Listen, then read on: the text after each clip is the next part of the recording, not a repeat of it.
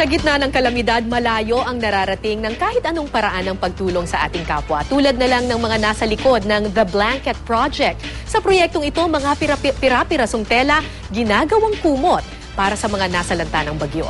May news to go si Victoria Tulad.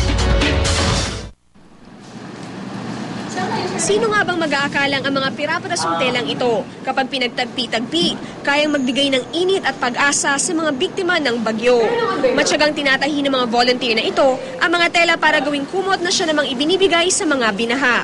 Nagka-idea lang ko na bigla na parang, well, mahilig akong magtahi. Pati hindi ko na lang siya gamitin para makapagtulong sa ibang tao.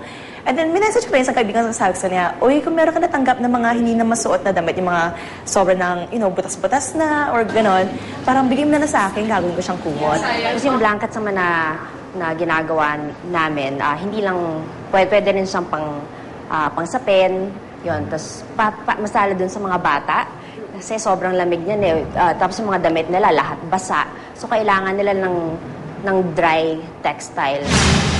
Hindi raw akalain ni Nafong na marami ang magbibigay ng tela at magboboluntaryong tumulong. Hindi lang siya social media kasi it's really not for connection lang. It's not just about connecting relatives and friends. Now it's about being involved in the society. Mga damit na hindi na magagamit ang kanilang ginugupit at tinatahi para makabuo ng mga kumot.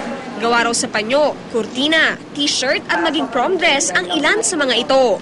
Matapos mabuo, ibinibigay na nila ang kumot sa Red Cross o kaya sa rescue volunteers ng Pasig. Napasok ng mga tao ko, kami magkasama, doon mismo sa hindi na maabot ng mga rescue hanggang dito ang tubig. Binabahay-bahay na namin. Sa oras ng kagipitan, nabubuhay ang diwa ng bayanihan.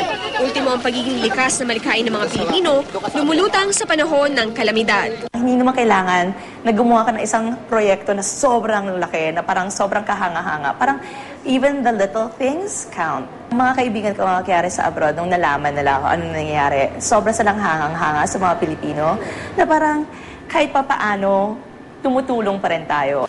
Victoria Tulad, GMA News.